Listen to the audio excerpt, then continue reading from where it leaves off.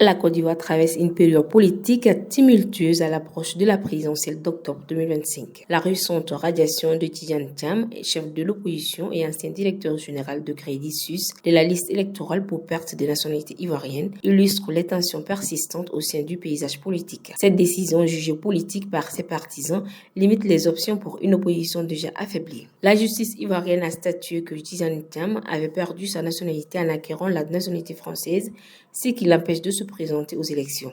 Cette radiation s'ajoute à celle d'autres figures de l'opposition comme l'ancien président Laurent Gbagbo qui reste également exclu du processus électoral en raison de condamnations judiciaires. Dans un communiqué, Thiam a dénoncé un déni de justice indigne d'une démocratie et a appelé la communauté internationale à soutenir les électeurs ivoiriens dans leur quête d'élections libres et équitables.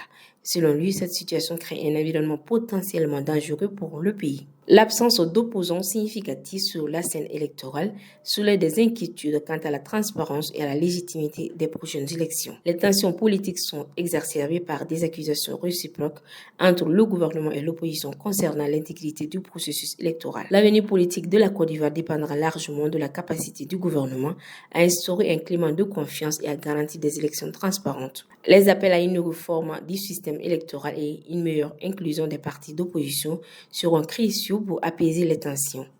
De plus, le rôle de la communauté internationale sera déterminant pour surveiller le processus électoral et encourager un dialogue constructif entre les différentes parties prenantes. Si ces conditions sont réunies, il est possible que la Côte d'Ivoire puisse éviter une escalade de conflits politiques et avancer vers une stabilité durable. En résumé, la situation politique actuelle est marquée par des défis importants, mais avec des efforts concertés pour favoriser un climat démocratique.